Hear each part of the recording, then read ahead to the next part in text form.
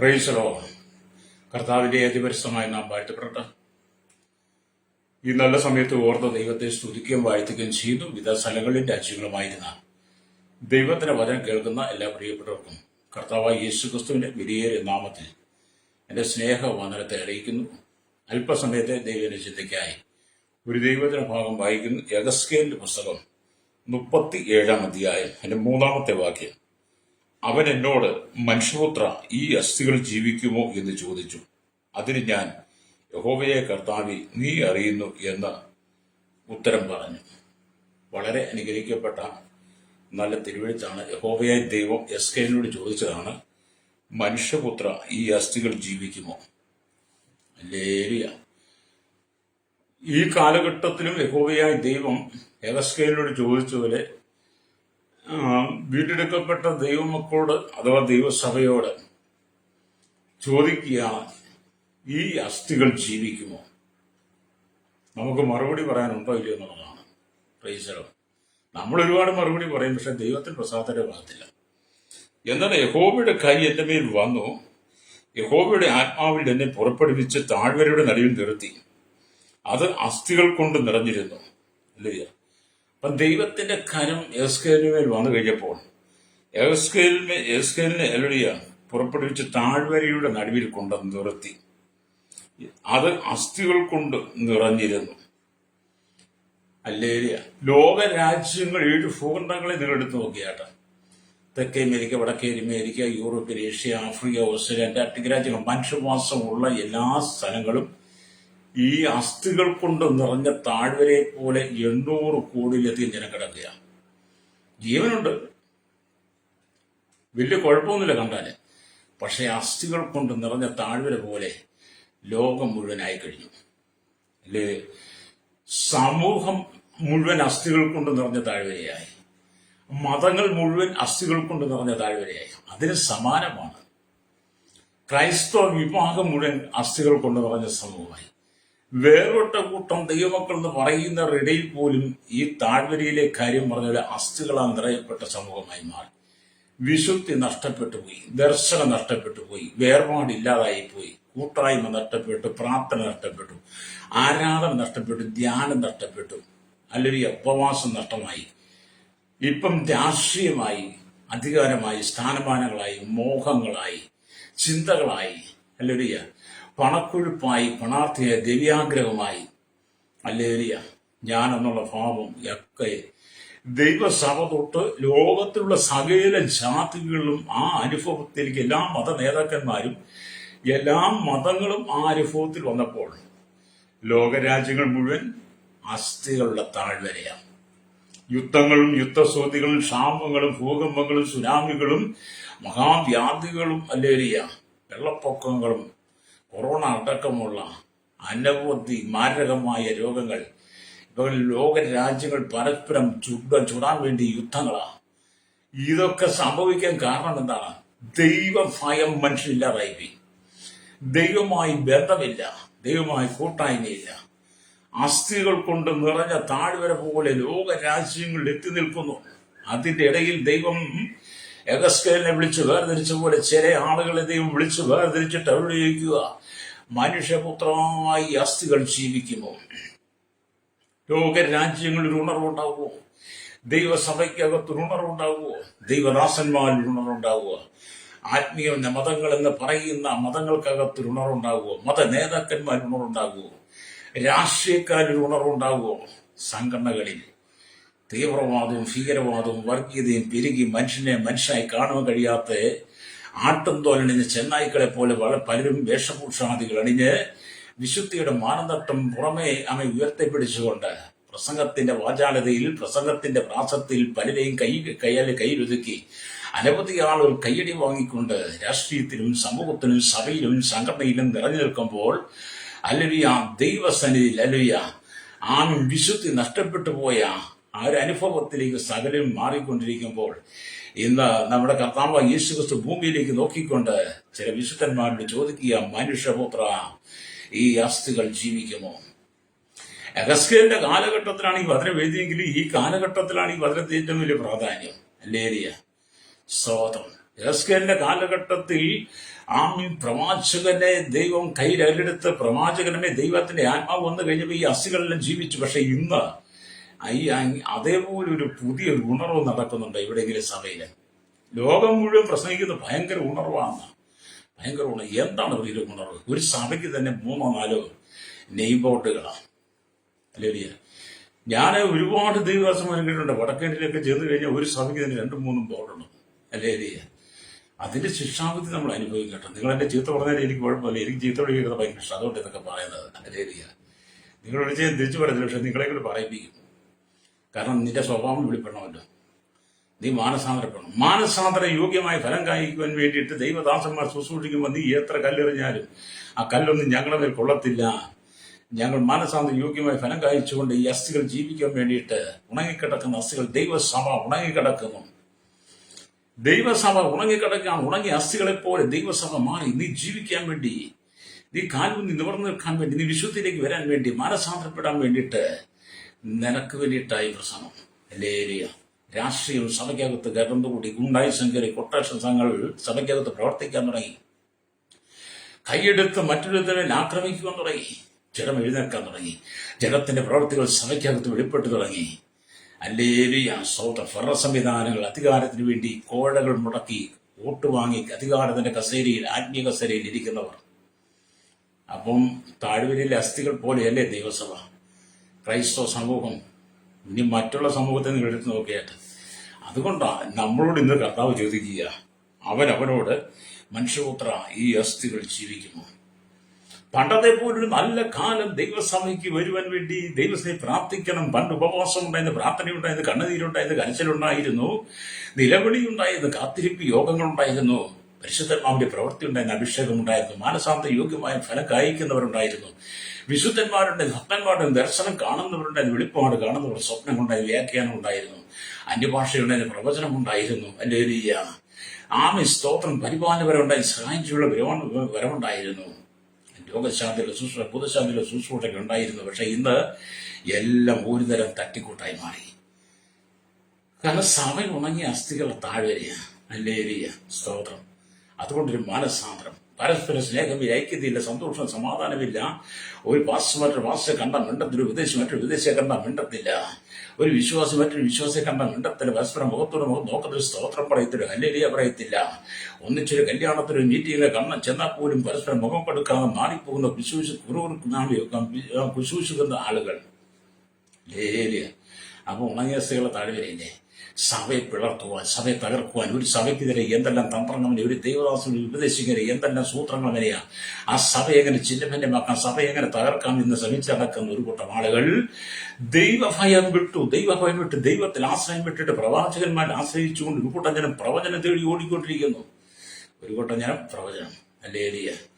അവര് പറയും, നിന്റെ പേഴ്സിങ് തന്നേരെ, നിന്റെ മാല ഉരുത്ത്, നിന്റെ കമ്മൽ ഉരുത്ത്, നിന്റെ കാലിലെ ചേൽ ഉരുത്ത്, നിന്റെ കയ്യിലെ വളയുരുത്ത്, കൈച്ചേന് ഉരുത്ത് തന്നേരെ, നിന്റെ കാതിലെ കുടുക്കല്ലെങ്കിൽ തന്നേരെ, നീ ഇങ്ങോട്ട് വന്നതുപോലെ പോകണ്ട, അങ്ങോട്ട് പോകുമ്പോൾ നീ ഒന്നുമില്ലാതെ പോയാൽ മതി. നിന്നെ ചൂഷണം ചെയ്യുന്ന അവസാനം ഊരി നിന്റെ വസ്ത്രം വരെ ഊരിക്കും. കഴിഞ്ഞ ദിവസം പറഞ്ഞിരുന്നു. അല്ലേലിയ. ഇത് കേൾക്കുന്നവർ, ചെയ്യുന്നവര് ഇപ്പം വേണം എന്നെ ചീത്ത വിളിച്ചോണം. നിന്റെ നാട്ടുകാരറിയട്ടെ നിന്റെ സ്വഭാവം. അല്ലേലിയ. പ്രവേശനം. നിന്റെ സ്വഭാവം നാട്ടുകാരറിയണം. ഒരു ഇടയനെ കുറിച്ച് ദൈവം ആഗ്രഹിക്കുന്ന ആടുകൾക്ക് വേണ്ടി ജീവനെ കൊടുക്കുക എന്നുള്ളതാണ്. ആടുകൾക്ക് വേണ്ടി ജീവനെ കൊടുക്കുവാൻ. ദാവീദ് പറഞ്ഞ യഹോവ എന്റെ ഇടയനാകുന്നു എന്ന് ദാവീദ് പറയുക. അല്ലേലിയ. 21-ാം സങ്കീർത്തനം നമ്മൾ ഭയങ്കര പ്രസംഗിക്കും. ദാവീദ് യഹോവന്റെ ഇടയനാകുന്ന പറയുമ്പോൾ ദാവീദ് ഒരു ഇടയനാ. ഇടയന് മേൽ സ്വർഗ്ഗ ഇടയനുണ്ട്. എനിക്ക് മേൽ ഒരു സ്വർഗ്ഗ ഇടയനുണ്ട്. അതുകൊണ്ട് അവൻ എന്റെ ഇടയനായതുകൊണ്ട് എനിക്കൊരു മുട്ടും ഉണ്ടാകിയില്ലെന്ന. അല്ലേലൂയ. ദാവീദ് പറഞ്ഞതുപോലെ ഈ കാലഘട്ടത്തിൽ പറയുവാൻ ആർക്കെങ്കിലും കഴിയുമോ? പ്രൈസറോ. ഈ കാലഘട്ടത്തിൽ കളവ് പറഞ്ഞ് പണം ഉണ്ടാക്കുക, കാപട്യം പറഞ്ഞ് പണം ഉണ്ടാക്കുക, വ്യാജം പറഞ്ഞ് പണം ഉണ്ടാക്കുക, പ്രവചനം ഇല്ലാതിരുന്നിട്ടും പ്രവചനമുണ്ടെന്ന് പറഞ്ഞ് ദേശരാജ്യത്ത് വ്യാജ പ്രവചനം പറഞ്ഞ് പണം ഉണ്ടാക്കി, വ്യാജ പ്രാർത്ഥന നടത്തി, കാണാത്ത കാര്യങ്ങൾ കണ്ടെന്നും കേൾക്കാത്ത കാര്യങ്ങൾ കേട്ടെന്നും പറഞ്ഞ് മനുഷ്യന്റെ മനസ്സിനെ കൈവശപ്പെടുത്തി എടുത്തുകൊണ്ട് അവന് നന്മ അപകരിക്കുന്നവർ അനേകർ. അതിന് സപ്പോർട്ട് ചെയ്യുന്നവർ കുറച്ച്. എല്ലാം ഉണങ്ങിയ അസ്ഥികളല്ലേ? ജീവൻ ഉണ്ടെങ്കിലല്ലേ ജീവന്റെ പ്രവൃത്തി വരികയുള്ളൂ. വന്ന വ്യാജമാണ്. വ്യാജം പറഞ്ഞ് നിങ്ങളുടെ കയ്യിരിക്കുന്ന പൈസ എങ്ങനെ വാങ്ങിയെടുക്കാം, നിന്റെ കുടുംബത്തിന് ബന്ധനമുണ്ട്, നിന്റെ കുടുംബത്തിന് ആഭിചാര ദോഷമുണ്ട്, വരത്തുമുക്കിന്റെ ശക്തിയുണ്ട്, നിന്റെ കുടുംബത്തിന് തേരസ്സുണ്ട്, തകിടുണ്ട്, മുട്ടയുടെ തോട് കിടക്കുന്നു, അയോട്ടിയിലേക്കുന്നു, അല്ലെങ്കിൽ ഒരു നിന്റെ കുടുംബത്തെ ബാധിക്കുന്ന ചില സർപ്പശക്തിയുള്ള പോരുകളുണ്ട്, ചില ദുർമന്ത്രവാദ ശക്തികൾ നിന്റെ കുടുംബത്തിന് നേരെ ഉണ്ടെന്ന് പറഞ്ഞ് നിന്നെ വശീകരിച്ച് നിന്റെ കുടുംബത്തിൽ നിന്റെ ജീവിതത്തിൽ ഉള്ളതിനെ തട്ടിയെടുക്കുന്ന ഒരു കൂട്ടം ജനങ്ങൾ. എല്ലാവരും അല്ല കേട്ടോ, അങ്ങനെയുള്ളവരെ മാത്രം നിങ്ങൾ ചിന്തിച്ചാൽ മതി. അപ്പൊ അത് ഉണങ്ങിയ അസ്ഥികളായി മാറി സഭ. അല്ലേലിയ. ഇതിന്റെ നടുവിലാണ് ദൈവം യെഹെസ്കേലിനോട് ചോദിക്കുന്നത്, മനുഷ്യപുത്രന ഈ അസ്ഥികൾ ജീവിക്കുമോ? കർത്താവ് ചോദിക്കുകയാണ്. ഇങ്ങനെ ഉണങ്ങി വരണ്ട് കിടക്കുന്ന അസ്ഥികളായിരിക്കും 800 കോടി ജന സഭ. അതിൽ നിന്ന് എന്നെ ആരാധിക്കുന്ന, മഹത്വപ്പെടുന്ന, എന്നെ സ്തുതിക്കുന്ന, അല്ലേലിയ, വിശുദ്ധി നിൽക്കുന്ന, വേർപാടി നിൽക്കുന്ന, അല്ലേലിയ, ദൈവത്തോട് ചേർന്നിരിക്കുന്ന, പറ്റിയിരിക്കുന്ന, ദൈവജനത്തിന്റെ അടിസ്ഥാന പ്രമാണങ്ങളെ അനുസരിച്ചു പോകുന്ന ഒരു കൂട്ടം ജനത്തെ ദൈവം വേർതിരിച്ചുകൊണ്ട് ഉണർവിന്റെ ആത്മാവിനെ ദൈവം പകരാൻ ആഗ്രഹിക്കുകയാണ്. ലോകമെമ്പാടും ഉണർവിന്റെ ആത്മാവിനെ പകരുവാൻ ദൈവം ആഗ്രഹിക്കുമ്പോൾ നീ മടങ്ങി വരണം. ജഡത്തെ അതിന്റെ രാഗമോഹങ്ങളോടുകൂടെ ക്രൂശിക്കണം. ജഡത്തെ അതിന്റെ രാഗമോഹങ്ങളോടുകൂടെ ക്രൂശിക്കണം. ഞാൻ പണ്ടൊരിക്കൽ പറഞ്ഞു, ജഡത്തെ അതിന്റെ രാഗമോഹങ്ങളോടുകൂടി ശ്രദ്ധിക്കുമ്പോൾ ഒരു പാട്ട് പാടുമ്പോൾ അതിന് രാഗങ്ങളും ശ്രുതികളും ഒക്കെ ഉണ്ട്. അതിൽ പല തട്ടുകളാണല്ലോ. എനിക്കറിയില്ല, ഞാനിങ്ങനെ കേൾക്കാറുള്ളതാണ്. ഒരു പാട്ട് ഉണ്ടാക്കുമ്പോൾ, ഒരു പാട്ട് നിർമ്മിക്കുമ്പോൾ ആ പാട്ടിന് ഈണങ്ങളും ശ്രുതികളും അതിന്റെ പല അനുഭവങ്ങളുള്ളതിന് എന്ന് പറഞ്ഞവരെ അങ്ങനെയാണ് ഈ ജഡത്തെ അതിന്റെ രാഗമോഹങ്ങൾ. നിങ്ങളുടെ ജഡത്തിൽ ഉണ്ടാകുന്ന രാഗമോഹങ്ങൾക്ക് പല ശ്രുതികളുണ്ട്. അതിലൊരു ശ്രുതിയാണ് നോണ, ഒരു ശ്രുതിയാണ് വ്യഭിചാരം.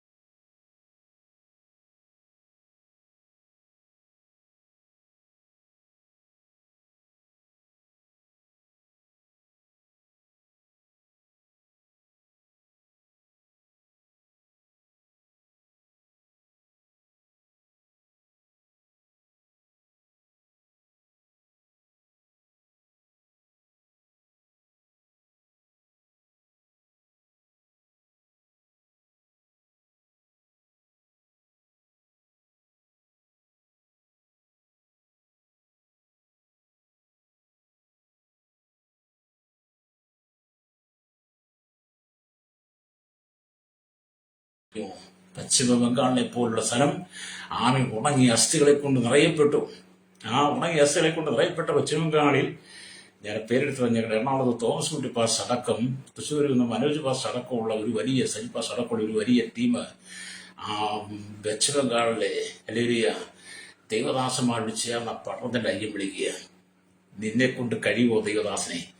നീ എത്ര നാളുകളായി വെള്ളയുടെ വസ്ത്രം ധരിച്ച് വേഷഭൂഷണത്തിൽ എരിഞ്ഞ് മാനസാന്തരത്തിന് യോഗ്യമായ ഫലമാണ് ഞാൻ കായ്ക്കുന്നു പറഞ്ഞുകൊണ്ട് നീ എത്ര കാലമായി വീട്ടിനകത്ത് കുളച്ചു മതിച്ച് തിന്നുകുടിച്ചിരിക്കുന്നു, പണത്തിന് മേൽ പണമായിട്ട് കിടക്കുന്നു. നഷ്ടപ്പെട്ടു പോകുന്ന ജനത്തിനെ കുറിച്ച് അയ്യം വിളിക്കാൻ നിനക്ക് കഴിയുമോ? പ്രാർത്ഥിക്കാൻ കഴിയുമോ? ഞാൻ പലരും ചോദിക്കും, നിങ്ങൾ വരുന്നോ? അപ്പോൾ അവർ ഞങ്ങൾക്ക് നടുവേദനയാണ്, കാലുവേദനയാണ്, ഇന്ന് ഞങ്ങൾക്ക് ഒരു യാത്രയുണ്ട്, ടൂറുണ്ട്, ഒരാൾ വരാമെന്ന് പറഞ്ഞിട്ടുണ്ട്, ആ തലവേദനയാണ്, ലേറിയ പല തിരക്കുകളാണ് പറയുന്നത്. പക്ഷെ ഞാൻ പലരും തിരക്ക് കേട്ടിട്ട് ഞാനത് നോക്കിയിരിക്കുക, ഞാൻ പോയി പട്ടണത്തിൻ്റെ അയ്യം വിളിക്കാറുണ്ട് കേട്ടോ. പട്ടണത്തിന് വേണ്ടി, ദേശത്തിന് വേണ്ടി, ജനത്തിന് വേണ്ടി ദേശത്ത് പോയി ചെയ്യും. കുടുംബത്തിൽ നിന്ന് കിട്ടുന്ന സമയത്തൊക്കെ അത് ചെയ്യും. കിട്ടുന്ന എനിക്ക് അതിനുള്ള സമയമേ ഉള്ളൂ. അല്ലേരിയ നമുക്ക് ആത്മഭാരമാണ്. ഉണങ്ങിയ അസ്ഥികളെ കൊണ്ട് നിറയപ്പെട്ടത്. എന്നെ കേൾക്കുന്ന സഹോദര സഹോദരി, നീ ഒരു ക്രൈസ്തവനാണെങ്കിൽ നിന്റെ കുടുംബത്തിലേക്ക് ഉണങ്ങിയ അസ്ഥികളെ കൊണ്ട് നിന്റെ കുടുംബം നിറയപ്പെട്ടില്ലേ? ക്രൈസ്തവ സമൂഹത്തോട് പറയട്ടെ, നിന്റെ കുടുംബം ഉണങ്ങിയ അസ്ഥികളാണ്. പ്രാർത്ഥനയിൽ, ആരാധനയിലും, വിശുദ്ധിയിലും ഏർപ്പാടില്ല, ദൈവവുമായി ബന്ധമില്ല. അല്ലേരിയ നിന്റെ കുടുംബം ഉണങ്ങിയ അസ്ഥികളും മദ്യപാനികളും ചെറുക്കൂത്തുകാരും പുറത്തറപ്പുകാരും വിഗ്രഹാരാധികളും. അല്ലേരിയ സകല ധാർമ്മിക അശുദ്ധിയും ഭാര്യയും ഭർത്താവും തമ്മിക്കലക്കും പരസ്പര സംശയങ്ങൾ അമ്മായിയും അവരുമ്പോൾ തമ്മിൽ കുത്തിത്തിരിപ്പ് പ്രശ്നങ്ങൾ പ്രശ്നങ്ങളാണ് നിന്റെ കുടുംബം തകർന്നു കിടക്കൽ. ഉണങ്ങിയ അസ്ഥികളെ പോലെ അല്ലേ ക്രൈസ്തവ സമൂഹം? എന്നെ കേൾക്കുന്ന വേർപെട്ട കൂടെ നിങ്ങളുടെ സഭയിൽ നിന്ന് പരിശോധിച്ചു. സഭ ഉണങ്ങിയ അസ്ഥികളെ പോലെയല്ലേ? സഭയ്ക്കകത്ത് ഭിന്നതയില്ലേ, കലക്കമില്ലേ, അധികാരത്തിന് വേണ്ടി, സ്ഥാനമാനങ്ങൾക്ക് വേണ്ടി കസേരയെടുത്ത് കയ്യാങ്കളി നടത്തുന്നതിന്റെ സഭ ഉണങ്ങിയ അസ്ഥി തന്നെയാ. അല്ലേ രക്തം ചെയ്യും. അപ്പോൾ ഉണങ്ങിയ അസ്ഥികളാണ് ഇവിടുത്തെ സഭകളെല്ലാം, ഇവിടുത്തെ സമുദായങ്ങൾ, ഇവിടുത്തെ മതങ്ങളെല്ലാം ഉണങ്ങിയ അസ്ഥികളാണ്. മതങ്ങൾ ഉണങ്ങിയ അസ്ഥികളായതുകൊണ്ടാണല്ലോ മതങ്ങൾ തമ്മിൽ കലഹിക്കുന്നതും പ്രശ്നം ഉണ്ടാക്കുന്നതും. മതം വളർത്താൻ വേണ്ടി രക്തം ചുരിച്ചിട്ട് നടത്തുന്നതിന്റെ കാരണം ഉണങ്ങിയ അസ്ഥികളായതുകൊണ്ടാണ്. മതം എന്ന് പറയുന്നത് യഥാർത്ഥ അഭിപ്രായ സ്വാതന്ത്ര്യം ഉണ്ടായതെങ്കിൽ അഭിപ്രായം പങ്കുവെച്ച് ഒരുവന്റെ വിഷയം ഒരുവൻ കേട്ട് പരസ്പരം പ്രാർത്ഥിക്കുന്ന ആ പ്രശ്നമുള്ളവന്റെ ജീവിതത്തിനകത്ത് കൈത്താങ്ങൽ കൊടുത്ത് ആശ്രയം കൊടുത്ത് അവനെ ആശ്വാസത്തിലേക്ക് കൊണ്ടുവന്ന് അവനെ കൈപിടിച്ച് ഉയർത്തുന്ന ഒരു അനുഭവം, പരസ്പരം സ്നേഹിക്കാൻ കഴിയുന്ന ഒരു അനുഭവമായിരുന്നെങ്കിൽ അല്ലേറിയ ആ സഭയൊക്കെ പ്രശ്നത്തേക്ക് വരുന്നത്. ഒന്നും ഇല്ലാത്തതുകൊണ്ടാണ് ഉണങ്ങിയ അസ്ഥികളെന്ന് പറഞ്ഞത്. ജാതിയുടെ പേരും, നിറത്തിന്റെ പേരും, വിദ്യാഭ്യാസ സാമ്പത്തിനും സൗന്ദര്യത്തിന്റെ പേരിലും പാരമ്പര്യത്തിന്റെ പേരിലും പറഞ്ഞ് കറുത്തവനെന്നും വെളുത്തവനെന്നും സവർണനും അവർണൻ സനാതന നിയമങ്ങളൊക്കെ കൊണ്ടുവന്ന് നീ ഭൂമിയിൽ അക്രമത്തിലേക്ക് ഭീകരത ഉണ്ടാക്കുമ്പോൾ, വർഗീയത ഉണ്ടാക്കുമ്പോൾ നിന്നെ നോക്കിയിട്ട് കർത്താവ് പറയും, നീ ഉണങ്ങിയ അസ്ഥികളാ, താഴ്വരയിലെ ഉണങ്ങിയ അസ്ഥികളാണ്.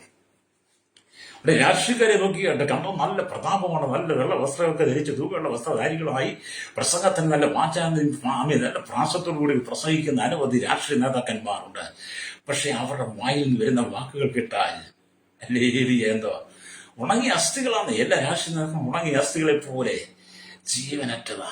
പിടിച്ചു നിൽക്കാൻ വേണ്ടി, ജീവിക്കാൻ വേണ്ടി, പിടിച്ചു നിൽക്കാൻ വേണ്ടി എന്ത് തന്ത്രങ്ങളും മെനഞ്ഞ്, എന്ത് കുതന്ത്രങ്ങളും മെനഞ്ഞ് കൈവശപ്പെടുത്തുവാൻ, അല്ലെങ്കിൽ ജാതി സ്പർദ്ധ കാണിക്കുന്ന, ജാതി വിവേചനം നടത്തുന്ന, ചെറിയവനെ വലിയവരെന്ന് താഴ്ത്തി കെട്ടുന്ന, ഇന്നും സമൂഹത്തിൽ ഞങ്ങളാണ് വലിയവരും, ഞങ്ങളാണ് ഏറ്റവും ശ്രേഷ്ഠരും, ഞങ്ങളെക്കാൾ കൂടിയ ജാതിയില്ല, ഞങ്ങളാണ് ഏറ്റവും ജാതി മുൻപത്തി എന്ന് പറഞ്ഞ് നിൽക്കുന്ന ഒരു കൂട്ടം ഉണങ്ങിയ അസ്ഥികൾ.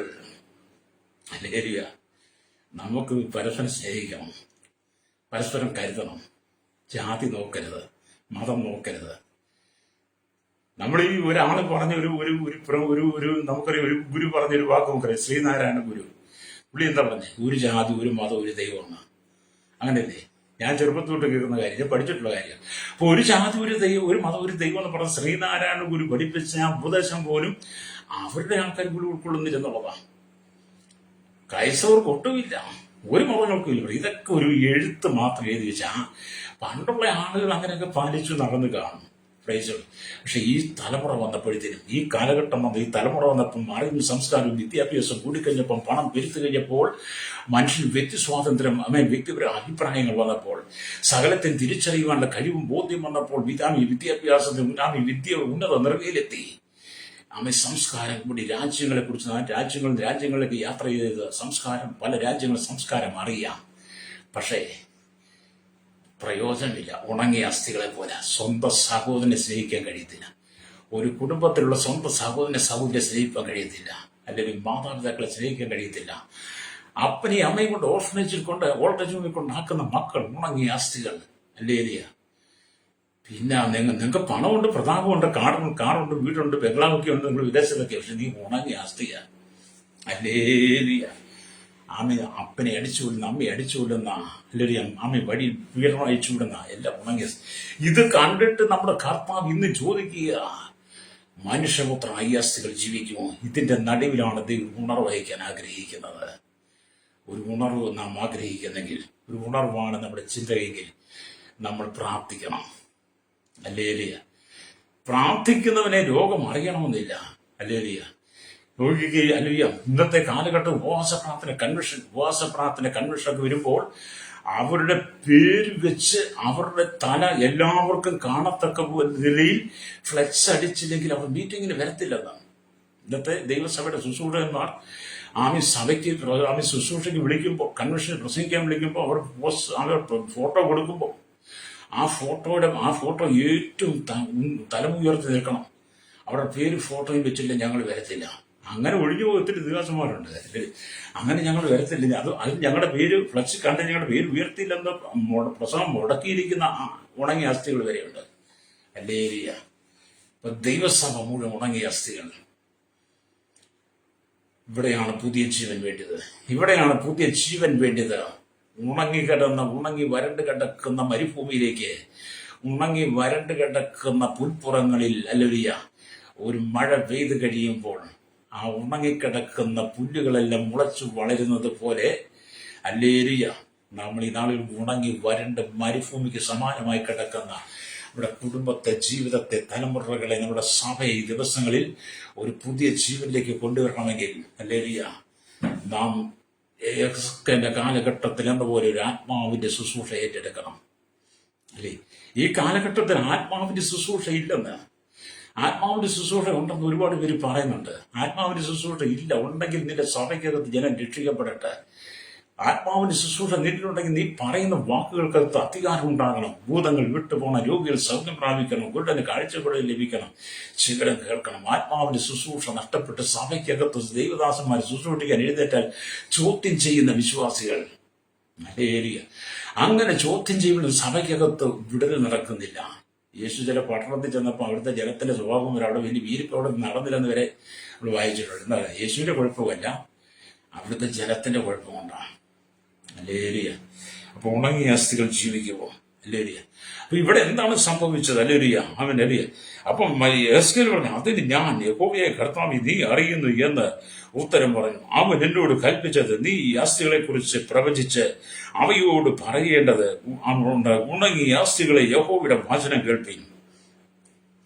അപ്പം കർത്താവ് എസ്കേലിനോട് പറയാണ്, നീ ഉണങ്ങിയ അസ്ഥികളോട് പറ യഹോവയുടെ വചനം കേൾക്കാൻ. ഞങ്ങൾ ഇന്ന് ഈ കാലഘട്ടത്തിൽ വിളിച്ചു പറയുകയാണ്, ഈ ലോകത്തെ നോക്കി 800 കോടി ജനത്തെ, കേരളത്തിലെ 3.25 കോടി ജനത്തിന്, തലമുറകളെ എണ്ണത്തിൽപ്പെടാത്ത അന്യസംസ്ഥാന തൊഴിലാളികളെ നോക്കിക്കൊണ്ട്, ഉണങ്ങിയ അസ്ഥികളെ നോക്കിക്കൊണ്ട്, അല്ലെങ്കിൽ നമ്മുടെ രാജ്യത്തിനകത്ത് 145 കോടിയിലധികം ജനത്തെ നോക്കിക്കൊണ്ട്, ലോക രാജ്യങ്ങൾ 800 കോടി ജനത്തെ നോക്കിക്കൊണ്ട്, മത, സാമൂഹ്യ, സാംസ്കാരിക, ചരിത്ര, മാധ്യമ, മീഡിയ രംഗങ്ങൾ നിൽക്കുന്ന സൈന്റിസ്റ്റ്, എഞ്ചിനീയർ, പാടത്തും പറമ്പിലും കോറിയിലും കല്ലിലും മണ്ണോട് പണിയെടുക്കുന്നവർ, രാജ്യരാഷ്ട്ര തലവന്മാർ, രാജാക്കന്മാർ, പ്രധാനമന്ത്രി, പ്രസിഡന്റ്, ഗവർണർ, പട്ടാളം, മേധാവി, ഗോത്രങ്ങൾ, ദ്വീപുകളെ, ആദിവാസി മേഖലയിലിരിക്കുന്ന സകല വിഭാഗത്തെ നോക്കിക്കൊണ്ട് ഞങ്ങൾ പറയും യഹോവയുടെ വചനം കേൾക്കാൻ. ഞങ്ങൾ നിങ്ങളോട് പറയാം, നിങ്ങൾ ഉണങ്ങിയ അസ്ഥികളായിട്ട് ദൈവം കണ്ടിട്ട് പറയാ, അല്ലെങ്കിൽ നീ ദൈവത്തിന്റെ വചനം കേൾക്കാൻ. യഹോസ്കലിനോട് പറയുകയാണ്, യഹോവയെ ഉണങ്ങിയ അസ്ഥികളെ യഹോവയുടെ വചനം കേൾപ്പീൻ. യഹോവയെ കർത്താവ് അസ്ഥികളോട് ഇപ്രകാരം വരൽ ചെയ്യുന്നു. യഹോവയെ കർത്താവ് അസ്ഥികളോട്, ലോകത്തിലെ ജനത്തോട് അസ്ഥികളാണ് ഇപ്രകാരം ചെയ്യുന്നു. അല്ലെങ്കിൽ നിങ്ങൾ ജീവിക്കേണ്ടതിന് ഞാൻ നിങ്ങളിൽ ശ്വാസം വരുത്തും. നിങ്ങൾ ജീവിക്കേണ്ടതിന് ഞാൻ നിങ്ങളിൽ ശ്വാസം വരുത്തും. അല്ലേ? ഇപ്പൊ നിങ്ങൾ പറയും നിങ്ങൾക്ക് ശ്വാസം ഉണ്ടെന്ന്, പക്ഷെ നിങ്ങൾ ജഡത്തിലാണ്. പക്ഷെ നിങ്ങൾ ഉണങ്ങിയ അസ്ഥികളായിട്ട് ഈ ലോകപ്രകാരം ജീവിക്കുമ്പോൾ യഹോവയുടെ ശ്വാസം, യഹോവയുടെ ആത്മാവ് നിന്റെ മേൽ വന്നാൽ നിന്റെ സ്ഥിതി മാറി. അല്ലേലിയ. പറഞ്ഞ യഹോവയുടെ ശ്വാസം നിങ്ങൾ വരുത്തും. ഞാൻ നിങ്ങളുടെ മേൽ ഞരമ്പ് വെച്ച് മാംസം പിടിപ്പിച്ച് നിങ്ങളെ ആമേ തൊക്കുകൊണ്ട് പൊതിഞ്ഞ് നിങ്ങൾ ജീവിക്കേണ്ടതിന് നിങ്ങളിൽ ശ്വാസം വരുത്തും. ഞാൻ യഹോവ എന്ന് നിങ്ങൾ അറിയും. എന്നോട് കൽപ്പിച്ചതുപോലെ ഞാൻ പ്രവചിച്ചു കൊണ്ടിരിക്കുമ്പോൾ ഒരു മുഴക്കം കേട്ടു. ഉടനെ ഒരു ഭൂകമ്പം ഉണ്ടായി. അസ്ഥിയോട് വന്നു ചേർന്നു. പിന്നെ അവൻ നോക്കി, അവയുടെ മേൽ ഞരമ്പും മാംസവും വന്നു. അവരുടെ മേൽ തൊക്കു പൊതിഞ്ഞതും കണ്ടു. എന്നാൽ ശ്വാസം അവയിൽ ഇല്ലായിരുന്നു. ഇതെല്ലാം സംഭവിച്ചു, പക്ഷെ ശ്വാസമില്ല. എല്ലാം കേൾക്കുന്നുണ്ട്. ഇന്നത്തെ കാലത്തും എല്ലാവരും വന്ന് വചനം കേൾക്കുന്നുണ്ട്. കൺവെൻഷൻ നടത്തിയ ഭയങ്കര ആളാന്നേ. അല്ലേ, ഇപ്പം ഓരോ സ്ഥലത്ത് മീറ്റിംഗ് ഭയങ്കര ആളാണ്. ഓട് നിറച്ച് ഞാൻ മീറ്റിംഗ് നിറച്ച ആളാണ്. എല്ലാവരും വന്ന് ചേർന്നു, പക്ഷെ ശ്വാസമില്ല. എല്ലാം തൊക്കോട് അസ്ഥിയോടെ മാസത്തോടെ ഒന്ന് ചേർന്ന് എല്ലാവരും നിൽക്കുക, പക്ഷെ ശ്വാസമില്ല. നിന്റെ പ്രസംഗത്തിനകത്ത് ദൈവത്തിന്റെ ശ്വാസമുള്ള, ദൈവത്തിന്റെ ആത്മാവുണ്ടോ? യഹോവയായ ദൈവം യഹസ്കേലിനോട് പറഞ്ഞതുപോലെ യഹസ്കേല് ജനത്തോട് കൽപ്പിച്ചവൻ ജനമെല്ലാം മലരി ഉണങ്ങി അസ്ഥികളെല്ലാം ഒന്നിച്ച് വന്നുകൂടി, പക്ഷെ ശ്വാസമില്ല. അല്ലേലിയ. അപ്പൊ എന്ത് ചെയ്തു? എന്നാൽ അവ ശ്വാസമില്ലായിരുന്നു. അപ്പോൾ യഹോവ അവൻ എന്നോട് കൽപ്പിച്ചത്, കാറ്റിനോട് പ്രവചിക്കുക. മനുഷ്യപുത്ര, നീ പ്രവചിച്ച് കാറ്റിനോട് പറയേണ്ടത്, യഹോവയെ കർത്താവ് ഇപ്രകാരം അരുളി ചെയ്യുന്നു, ശ്വാസമേ, നീ 4 കാറ്റുകളിൽ നിന്നും വന്ന് ഈ അസ്ഥികൾ ഈ നിഹിതന്മാർ ജീവിക്കേണ്ടതിന് അവരുടെ മേൽ ഊതുക. അവൻ എന്നോട് കൽപ്പിച്ചതുപോലെ ഞാൻ പ്രവചിച്ചപ്പോൾ ശ്വാസം അവരിൽ വന്നു. അവർ ജീവിച്ച ഏറ്റവും വലിയൊരു സൈന്യമായി തീർന്നു. അല്ലേലിയ. അപ്പം ഇത് 4 ദിക്കിൽ കാറ്റിനോട് പ്രവചിച്ചു. കാറ്റുകൾ വന്ന് ഈ ശ്വാസമില്ലാതെ കിടക്കുന്ന ഊതി കഴിഞ്ഞപ്പോൾ അവരെല്ലാം ശ്വാസം വെച്ചു ജീവനുള്ള ദേഹിയായി തീർന്നു. അതെ, ദൈവത്തിന്റെ ശ്വാസം നിന്റെ മേൽ വരണം. ദൈവത്തിന്റെ ശ്വാസം, ദൈവത്തിന്റെ ആത്മാവ് നിന്റെ ഉള്ളിൽ ഇല്ലാത്തടത്തോളം കാലം നീ ഒരു ഉണങ്ങിയ അസ്ഥി തന്നെയാ. ഹല്ലേലൂയ. അതുകൊണ്ട് ദൈവത്തിന്റെ ശ്വാസം നിന്റെ മേൽ വരട്ടെ. ഞങ്ങൾ പ്രവചിക്കുന്നത്, ഞങ്ങൾ ദൂത് പറയുന്നത്, ഞങ്ങൾ പ്രസംഗിക്കുന്നത് നിന്നെ മതം മാറ്റാനല്ല, പേര് മാറ്റാനല്ല, നിന്നെ അവിടെ തട്ടിയെടുക്കാനും നിന്നെ അടർത്തിയെടുത്താനും ഇവിടെ ഒരു മതവിദ്വേഷം, ഒരു പകയുണ്ടാക്കാനല്ല, ഇവിടെ ഒരു മതപരിവർത്തനം നടത്താനും അല്ല ഞങ്ങൾ പ്രസംഗിക്കുന്നത്. യഹോവയുടെ ശ്വാസം നിന്റെ മേൽ വരാൻ വേണ്ടിയിട്ടാ. ഉണങ്ങിയ അസ്ഥിയെ പോലെ നീ തകർന്നു കിടക്കുന്ന കുടുംബമുണ്ടല്ലോ, ഉണങ്ങിയ അസ്ഥികളെ പോലെ നീ തകർന്ന് നിന്റെ ദേശം കിടക്കുമ്പോഴേ, നിന്റെ സഭ കിടക്കുമ്പോഴേ, ഞങ്ങൾ പ്രസംഗിക്കുന്ന വചനം മുഖാന്തരം നിന്റെ മേൽ ദൈവത്തിന്റെ ശ്വാസം വരാൻ. ദൈവശ്വാസം വന്നു കഴിഞ്ഞാൽ നിന്റെ ജീവിതം മാറി. ഒരുത്തൻ ക്രിസ്തുവിലായാലും പുതിയ സൃഷ്ടിയാകുന്നു. പഴയത് കഴിഞ്ഞുപോയി, അത് പുതിയതായി തീർന്നിരിക്കുന്നു. ഇന്ന് കേരളത്തിന്റെ ജനത്തെ നോക്കി വിളിച്ചു പറയുക. ഇന്ത്യയിലെ 29 സംസ്ഥാനങ്ങളെ നോക്കിയിട്ട് വിളിച്ചു പറയുകയാണ്. ലോകരാജ്യം 7 ഭൂഖണ്ഡങ്ങളിൽ ആയിരിക്കുന്ന ജനത്തെ നോക്കിയിട്ട് വിളിച്ചു പറയുക, അസ്ഥികളെ നിങ്ങൾ യഹോവയുടെ വചനം കേൾക്ക്. എല്ലാ സമുദായ നേതാക്കന്മാരെ നോക്കി, മത നേതാക്കന്മാരെ നോക്കി, രാഷ്ട്രീയ നേതാക്കന്മാരെ നോക്കിയിട്ട് ഉണങ്ങിയ അസ്ഥികളെ നിങ്ങൾ യഹോവയുടെ വചനം കേൾക്കുക. ഹല്ലേലൂയ. നിഹിതന്മാർ എന്നാ നിന്നെ കുറിച്ച് പറയുന്നത്. ഹല്ലേലൂയ. ശ്വാസമില്ലാതെ കിടക്കുന്ന നിഹിതന്മാർ. ദൈവത്തിന്റെ ശ്വാസം നിന്റെ മേൽ വന്നാൽ നിന്റെ സ്ഥിതികളെല്ലാം മാറും. ഇപ്പം ബാബിലോൺ പ്രവാസ കാലഘട്ടത്തിൽ യഹൂദാജനം ഉണങ്ങിയ അസ്ഥികളെ പോലെ ആയിരുന്നെങ്കിൽ അവർക്ക് ജീവൻ കൊടുത്ത് അവരെ ബാബിലോണെ പ്രവാസത്തിൽ മടക്കി അവരുടെ രാജ്യത്തിലേക്ക് കൊണ്ടുവരുവാൻ കർത്താവിന് കഴിഞ്ഞെങ്കിൽ ഈ കാലഘട്ടത്തിൽ ദൈവം ആഗ്രഹിക്കുന്നു എന്നുള്ളതാണ്.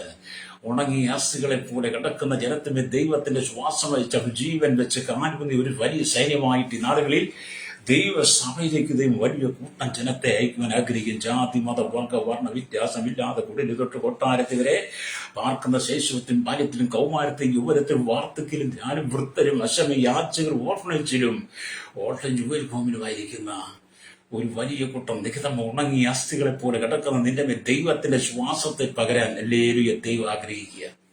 Praise the Lord. നീ മടങ്ങി വരണം. പേർ വിളിക്കുമ്പോൾ നിന്റെ പേര് ഉണ്ടാകണം. കർത്താവിന്റെ ഗംഭീരനാദത്തോടും പ്രധാന ദൂതന്റെ ശബ്ദത്തോടും ദൈവത്തിന്റെ കാഹളത്തോടും കൂടെ മധ്യാകാശത്തിൽ വരാൻ സമയമായി. 1 ദിവസമെങ്കിൽ ഞാൻ 4:16 വായിക്കണം. മുമ്പേ മരിച്ചുപോയി വിശുദ്ധന്മാർ ഉയർത്തെഴുന്നേൽക്കുമ്പോൾ പിന്നെ നീ ജീവനോടെ ഉണ്ടെങ്കിൽ, നീ രൂപാന്തരം പ്രാപിക്കണമെങ്കിൽ ദൈവത്തിന്റെ ശ്വാസം നിന്റെ മേൽ വരണം. ഉണങ്ങിയ അസ്ഥികളെ പോലെ ഇന്ന് നീ ജീവിതമില്ലാതെ, മാതൃകയില്ലാതെ, വിശുദ്ധിയില്ലാതെ, ആമിന്റെ ജീവിതത്തിൽ അല്ല ഈ ലോകത്തിന്റെ സകല ദുഷ്ടതയും വെച്ച് പുലർത്തിക്കൊണ്ട് ഈ ലോകത്തിന്റെ സ്ഥാനമാന അധികാരങ്ങൾക്ക് വേണ്ടി തമ്മിലടിച്ചും കലഹിച്ചും ഭാര്യയും ഭർത്താവും തമ്മിലടിച്ചും തമ്മിൽ വിവേചിച്ചും കേസും വഴക്കും കോടതിയും കയറി ഇറങ്ങുന്ന ഉണങ്ങിയ അസ്ഥികളെ ദൈവാത്മാവ് പറയുക, നിന്റെ മേൽ ശ്വാസം വരണം, ദൈവത്തിന്റെ ശ്വാസം. യഹസ്കേൽ പ്രവചിച്ചപ്പോൾ 4 ദിക്കിന്ന് കാറ്റ് വന്ന് നിഹിതന്മാരുടെ മേൽ ഊതി. അവർ ജീവനുള്ള ദേഹിയായി തീർന്നു, ജീവനുള്ളവരായി. അവർ കാലൂന്നി എഴുന്നേറ്റ് ഒരു വലിയ സൈന്യമായി മാറിയതുപോലെ ഈ കാലഘട്ടത്തിൽ ദൈവം അങ്ങൊരു ശുശ്രൂഷ ആഗ്രഹിക്കുകയാണ്. അല്ലേരിയ സഭയ്ക്കകത്ത് കുഞ്ഞുങ്ങളൊക്കെ ഉണങ്ങി അസ്ഥികളെ പോലെ കിടക്കുക. ഇന്ന് സഭായോഗം നടക്കുമ്പോൾ സഭായോഗത്തിലേക്ക് ആൾക്കാർ വന്നു കഴിഞ്ഞാൽ ഒരു കൂട്ടം സഹോദരന്മാരിന്ന് മൊബൈലിൽ തോണ്ടും, ഒരു കൂട്ടം സൗകര്യം ബാഗിന് മറച്ചു വെച്ച് മൊബൈലിൽ തോണ്ടും, ഒരു കൂട്ടം ആളുകളുടെ കണ്ണെപ്പോഴും മൊബൈലിൽ. കുട്ടികൾ തമ്മിൽ കലഹിച്ചും കലഹിച്ചും കളിച്ചും ചിരിച്ചും വാച്ച് നോക്കിയും ഒക്കെ ആയിട്ടിരിക്കുക. ഉണങ്ങിയ അസ്ഥികളെ പോലെ ആ കുഞ്ഞുങ്ങൾ. സഭയിലെ തലമുറ ഉണങ്ങിയ അസ്ഥികൾ, സഹോദരിമാർ ഉണങ്ങിയ അസ്ഥികൾ, ആ വിശ്വാസം ഉണങ്ങിയ അസ്ഥികൾ. അവർക്കിന്ന് മൊബൈലാണ്. മൊബൈൽ എടുത്ത് ഈ പാളയെടുത്ത് ഈ സൂത്രമെടുത്ത് ആ ബൈബിളിന്റെ മുകളിൽ കയറ്റി വെച്ച് എപ്പോഴും അതിലേക്ക് അതിൽ വരുന്ന മെസ്സേജുകൾ നോക്കിക്കൊണ്ടിരിക്കും. ഉണങ്ങിയ അസ്ഥികൾ. നിന്നിൽ എന്താ അഭിഷേകം? നിന്റെ ദൈവത്തിന്റെ വാസമില്ല. സഭയ്ക്കകത്ത് മൊബൈൽ നോക്കുന്ന ഒരിക്കലും ഒരു സഹോദരന്റെ സഭയ്ക്കകത്ത് ഭയങ്കര മൊബൈൽ നോട്ടമാണ്. അദ്ദേഹം വന്നു കഴിഞ്ഞാൽ പിന്നെ മൊബൈൽ നോക്കുക. എല്ലാ വാട്സപ്പും മെസ്സേജും എല്ലാ കച്ചക്കറ അദ്ദേഹത്തിന് മൊബൈലുണ്ട്. അങ്ങനെ പല പ്രാവശ്യം പറഞ്ഞപ്പോൾ കേട്ടില്ല. ഒരിക്കൽ ഞാൻ കർശനം പറഞ്ഞു, സഭയ്ക്കകത്ത് മൊബൈൽ നോക്കാൻ പാടില്ല. അദ്ദേഹം ചട്ടപ്പെട്ട ഞാൻ എഴുന്നേറ്റില്ല. അദ്ദേഹം പഠിച്ച് തെറിയെല്ലാം കൊണ്ട് വിളിക്കാൻ തുടങ്ങി. സകല ഭാഷകൾ, അദ്ദേഹം 1-2 ഭാഷക്കാരെ വാലുമുറിയൊക്കെ കൊണ്ട് തെറി വിളിച്ച് സഭയ്ക്കകത്ത് ഭയങ്കര പ്രശ്നം. പിള്ളേരെ വിളിച്ച് എല്ലാം പാണ്ടും കെട്ടും പറക്കി അങ്ങോട്ട് ഒറ്റ പോക്ക്. അല്ലേ, പോയത് പോട്ടെന്നേ, പുകഞ്ഞ കൊള്ളി പുറത്തെന്ന് പറഞ്ഞാൽ പോകുന്നത് പോട്ടെ, നല്ലത് നിന്നാ മതി. പുകഞ്ഞ കൊള്ളിയുടെ പുറകെ നീ പോകുന്നത്. അങ്ങനെ പോകുന്ന ചേർത്ത് വെക്കാൻ കുറച്ച് ഉണങ്ങിയ അസ്ഥികളുണ്ട്. അപ്പൊ അങ്ങനെ ആ കുടുംബം അങ്ങോട്ട് പോയി വേറൊരു ഉണങ്ങിയ അസ്ഥികളെ കൊണ്ട് നിറയപ്പെട്ട സഭ, ഉണങ്ങിയ അസ്ഥികളെ കൊണ്ട് നിറയപ്പെട്ട സഭ എന്ത് ചെയ്തു?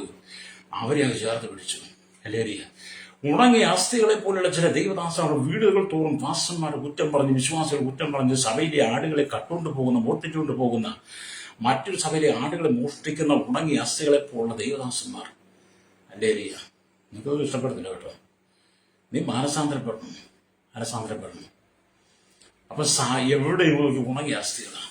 നമ്മുടെ ആത്മീയ നേതൃത്വത്തെ നോക്കി തമ്മിൽ അട്ടിയും കലഹവും കസേരയ്ക്ക് വേണ്ടിയിട്ട് അല്ലേരിയ ഭയങ്കര ഉണങ്ങിയ അസ്ഥികൾ.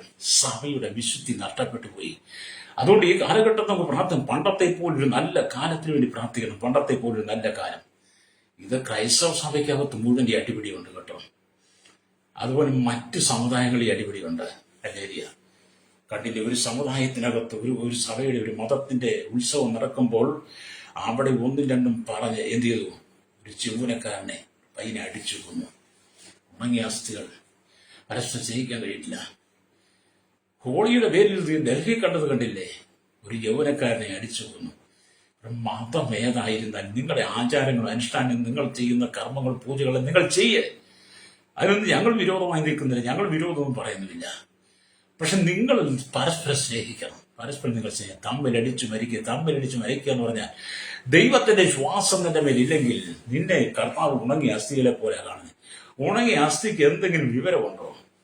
അല്ലേരിയ ഉണങ്ങിയ അസ്ഥികൾക്ക് എന്തെങ്കിലും വിവരം? താഴ്വരയിൽ നിറഞ്ഞു കിടക്കുന്ന ഉണങ്ങിയ അസ്ഥികൾക്ക് ഒരു വിവരമില്ല. അസ്ഥി തന്നെയാണ്. പക്ഷെ ആ ഒരു അനുഭവത്തെയാണ് കർത്താവ് ഇന്ന് ലോകത്തെ നോക്കിക്കാണുന്നത്, സമൂഹത്തെ, സഭകളെ നോക്കിക്കാണുന്നത്. ഭവനത്തിനകത്ത് ഒരപ്പന് 10 മക്കള്, അല്ലെ 8 മക്കൾ, 7 മക്കൾ എന്ന് ചിന്തിക്കുക. പരസ്പരം സ്നേഹിക്കാൻ കഴിയത്തില്ല, പരസ്പരം ബഹുമാനിക്കാൻ കഴിയില്ല. ഉണങ്ങിയ അസ്ഥികളെ പോലെ അപ്പന്റെ മുതൽ വേണ്ടി തമ്മിൽ കടികുടി കൂട്ടുന്ന, സംഘം ചേരുന്ന, പക്ഷം ചേരുന്ന അല്ലേലിയ ഒരു കൂട്ടം ഉണങ്ങിയ അസ്ഥികൾ. സമ്പത്തിന് വേണ്ടി, സമ്പത്ത് തട്ടിയെടുക്കാൻ വേണ്ടിയിട്ട്, അപകരിച്ചെടുക്കാൻ വേണ്ടിയിട്ട് ഭവനത്തിനകത്ത് ഉണങ്ങിയ അസ്ഥികൾ. കണ്ടാൽ വിശ്വാസിയാ, പക്ഷെ ശ്വാസമില്ലാത്ത ഉണങ്ങിയ അസ്ഥികളാണ്. അവർ കലവുണ്ടാക്കും. പക്ഷേ യഹസ്കേലിനെ പോലെ നീ പ്രവചിക്കുക. എന്നെ കേൾക്കുന്ന സഹോദര സൂരി, നിന്റെ കുടുംബത്തിനകത്ത് നിന്റെ സഹോദരങ്ങളെ നോക്കിയിട്ട്, നിന്റെ സഹോദരിയെ നോക്കി, മാതാപിതാക്കളെ നോക്കിയിട്ട് യഹസ്കേൽ പ്രവചിച്ചു നീ പ്രവചിക്കണം. അവരെയെല്ലാം നിഹിതന്മാരായിരിക്കുന്ന അവരുടെ മേൽ ദൈവത്തിന്റെ ശ്വാസം വരാൻ വേണ്ടി നീ പ്രാർത്ഥിക്കുക.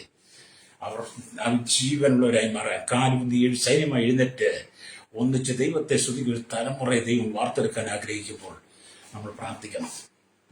പ്രാർത്ഥനയിലേക്ക് മടങ്ങി വരണം. പ്രാർത്ഥന ജീവിതത്തിലേക്ക് മടങ്ങി വരണം. വിശുദ്ധിയിലേക്ക് വരണം. ഈ ലോകത്തിന് അനുരൂപരായി മാറാതെ നന്മയും പ്രസാദവും പൂർണ്ണതയുമുള്ള ദൈവഹിതം ഇന്നതെന്ന് തിരിച്ചറിഞ്ഞ് മനസ്സുമുതുക്കി രൂപാന്തരപ്പെടുന്ന സകല ജനങ്ങളും. ഹല്ലേലൂയ. ലോകത്തിൽ 7093 ഭാഷ സംസാരിക്കുന്നെന്നാണ് ആമീൻ നമ്മൾ അറിയുന്നത്. ഹല്ലേലൂയ. അങ്ങനെ എല്ലാ ജനങ്ങളും ഹല്ലേലൂയ ദൈവത്തിന്റെ ശ്വാസത്താൽ നിറയണം. ദൈവശ്വാസത്താൽ നമ്മൾ നിറയപ്പെട്ട ദൈവത്തിന്റെ ആത്മാവ്, ദൈവത്തിന്റെ ശ്വാസം നമ്മുടെ മേലുണ്ടെങ്കിൽ പിന്നെ നമ്മുടെ മേൽ സ്പർദ്ധ ഉണ്ടാകത്തില്ല, അല്ലെങ്കിൽ നമ്മുടെ ഉള്ളിലോ അസൂയ ഉണ്ടാകത്തില്ല. പരസ്പരം സ്നേഹിക്കാൻ കഴിയും. അല്ലെങ്കിൽ നീ എന്ത് ചെയ്താലും ഒരു പ്രയോജനമില്ല. നമുക്ക് ഈ കാലഘട്ടത്തിൽ സാഹോദര്യ സ്നേഹമാണ് വേണ്ടത്. സഹോദര സ്നേഹം. ആരെയും സ്നേഹിക്കാം. നിറം നോക്കാതെ, അല്ലയ അവന്റെ ജാതി നോക്കാതെ, പേര് നോക്കാതെ, അവന്റെ പാരമ്പര്യം നോക്കാതെ, അവനെ നമ്മൾ തൂക്കി നോക്കാതെ എല്ലാവരും സ്നേഹിക്കാൻ കഴിയണം. Praise the Lord. അതാണ് ദൈവം. യേശു ക്രിസ്തു ഭൂമിയിൽ വന്നപ്പോൾ യേശു നീതിമാന്മാരെ തേടി, എല്ലാം ഇവിടുത്തെ പണക്കാരെ തേടി, എല്ലാം ഇവിടുത്തെ കോടീശ്വരന്മാരെ തേടി, രാജാക്കന്മാരെ, മഹാപുരുഷന്മാരെ, ശാസ്ത്രന്മാരെ, സാധുക്കിരെ ഒന്നും നോക്കിയല്ല യേശു വന്നത്. അവരെ തേടി ഒന്നുമല്ല യേശു വന്നത്. ഇസ്രായേൽ ഗ്രഹത്തിലെ കാണാതെ പോയതിനെ തിരഞ്ഞു രക്ഷിക്കാനവൻ വന്നത്. സുറഫേനിക്ക സ്ത്രീയുള്ള ബന്ധത്തിൽ യേശു പറയുന്നുണ്ട്, ഞാൻ ഇസ്രായേൽ ഗ്രഹത്തിൽ കാണാതെ പോയതിനെ തിരഞ്ഞാ വന്നിരിക്കുന്നു. അപ്പൊ അവള് പറയുന്നുണ്ട്, നായ്ക്കുട്ടികളും മേശയുടെ അപ്പുറത്തിൽ നിന്നും ജീവിക്കുന്ന അതെ അവളുടെ യഹോവയുടെ ശ്വാസം വന്നു. അല്ലേ? ഉണങ്ങി അസ്ഥിയായിരുന്ന സുറഫേനിക്ക സ്ത്രീ അവളുടെ കുഞ്ഞും അല്ലേലൂയ. ദൈവത്തിന്റെ ശ്വാസം വന്നപ്പോൾ അവളുടെ വിശ്വാസം കണ്ട്, അവളുടെ വിശ്വാസം അവളെ രക്ഷിച്ചപ്പോൾ, ദൈവത്തിന്റെ ശ്വാസം അവളിലേക്ക് എന്ന് കഴിഞ്ഞപ്പോൾ ഉണങ്ങി അസ്ഥികളെ സുറഫേനിക്ക കയ്യ സ്ത്രീയെ, അത് തന്നെയാണ് അല്ലേലൂയ സ്തോത്രം. ശമരിയക്കാരി സ്ത്രീയെ കൂടി പിടിച്ചാലും അവർക്ക് 5 ഭർത്താക്കന്മാരെ ഉണങ്ങിയ അസ്ഥികളായിരുന്നു. 5 ഭർത്താക്കന്മാരും പഴയ നിയമം 5 ദേവന്മാരാ. അല്ലേലൂയ. അവിടെ ഉള്ളിലേക്ക് ദൈവത്തിന്റെ ശ്വാസം വന്നു കഴിഞ്ഞപ്പോൾ അവൾ പാത്രം വെച്ചിട്ട് ശബരിയെ പണ്ടത്തിച്ചെന്ന് പറഞ്ഞ് എന്നോട് സംസാരിച്ച ഒരു പുരുഷനെ വന്ന് കാണുകയും അവൻ മെസ്സിയായിരിക്കും, എന്റെ കാര്യങ്ങൾ മുഴുവനും പറഞ്ഞു തന്നു. ശബരിയെ പട്ടണം മുഴുവൻ ഓടി അവന്റെ അരികെ ചെന്നു. ആരെ കാണാൻ? യേശുവിനെ കാണാൻ ചെന്നവരുമെല്ലാം യഹോവയുടെ ശ്വാസം. ശബരി എന്ന് പറയുന്ന പട്ടണം ഉണങ്ങിയ അസ്ഥികളെ പോലെ നിഹിതന്മാരായി കിടന്ന ഹല്ലേലൂയ ശബരിയുടെ മേൽ ദൈവത്തിന്റെ ശ്വാസം വന്നപ്പോൾ അവരെല്ലാം കാലൂൽ നിന്ന് പുറന്നൊരു വലിയ സൈന്യമായി ക്രിസ്തുവിനെ അനുഗമിച്ചു. Praise the Lord. വേദോസ് ഒരുപാട് തെളിവുകളുണ്ട്. ഹല്ലേലൂയ. അത് നിന്റെ കുടുംബം അങ്ങനെ കിടക്കുക, ഉണങ്ങിയ അസ്ഥിയായിട്ട്. നിന്റെ സഭ അങ്ങനെ കിടക്കുക, നിന്റെ ദേശം അങ്ങനെ കിടക്കുക. ഒന്നിച്ച് പ്രാർത്ഥിക്കാം. എന്നോടൊപ്പം ചേരാമോ? പ്രാർത്ഥിക്കാം. കർത്താവേ, ഉണങ്ങിയ അസ്ഥികളെ പോലെ കേരളത്തെ, ഭാരതത്തെ, ലോകരാജ്യത്തെ വിടിവിക്കണേ. മതങ്ങളെ, കുടുംബങ്ങളെ, ഞങ്ങളുടെ സഹോദരങ്ങളെ, ഇന്ന് ഞങ്ങളുടെ മക്കളെ വിടിവിക്കണേ. ദൈവത്തിന്റെ ശ്വാസോടെ മേൽ വരട്ടെ നമുക്ക് പ്രാർത്ഥിക്കാം. പരിശുദ്ധ ഞങ്ങളുടെ നല്ല ദൈവമേ, സ്വർഗ്ഗീയ പിതാവേ, അനുഗ്രഹിക്കപ്പെട്ട നല്ല സമയത്തിനായി വചനം കേട്ടുകൊണ്ടിരിക്കുന്ന എല്ലാ പ്രിയപ്പെടുകയും ഞങ്ങൾ ഏൽപ്പിച്ച് പ്രാർത്ഥിക്കുന്നു. എന്റെ കാലഘട്ടത്തിൽ ദൈവം താഴ്വീരിൽ കൊണ്ട് നിർത്തി, താഴ്വീര് ചുറ്റി നടക്കുമാറാക്കി ഉണങ്ങിയ അസ്ഥികളെ കൊണ്ട് നിറയപ്പെട്ട താഴ്വരയെ എസ്കേലിനെ കാണിച്ചു കൊടുത്തു. അവനോട് വിഷപുത്ര ഈ അസ്ഥികൾ ജീവിക്കുമോ എന്ന് ചോദിച്ചപ്പോൾ കർത്താവ് നീ അറിയുന്നു. കർത്താവിന്റെ വാക്ക് കേട്ട് എസ്കെ പ്രവചിച്ചു. അതിന്റെ മേൽ ജീവൻ വന്നതുപോലെ ഈ കാലഘട്ടത്തിൽ കർത്താവ് ഞങ്ങൾ ലോകത്തിലുള്ള കേരളത്തിലും ഭാരതത്തിലും ലോകത്തിലെ 800 കോടി ജനം, എണ്ണത്തിൽ പെടാത്തവർ, എല്ലാ രാഷ്ട്ര തലവരും, എല്ലാ മത നേതാക്കന്മാരെയും, എല്ലാ സാംസ്കാരിക രംഗത്ത് നിൽക്കുന്ന സകല ജനത്തെയും അവിടുത്തെ കരങ്ങളിൽ ഏൽപ്പിക്കുന്നു. ഉണങ്ങിയ അസ്ഥികളെ പോലെ കിടക്കുന്ന ജനത്തിന് ജീവൻ വെച്ച് ദൈവത്തിന്റെ ശ്വാസം വന്ന് മാനസാന്തരപ്പെട്ട് യോഗ്യമായ ഫലം കഴിപ്പാൻ ഈ ദൈവമക്കളെ, ദൈവദാസന്മാരെ ഒരുക്കണമെന്ന് പ്രാർത്ഥിക്കുന്നു. സകലത്തിന്മേലെ ദൈവനീതി വെളിപ്പെടണം. യേശുവിന്റെ നാമത്തിൽ തന്നെ. ആമേൻ.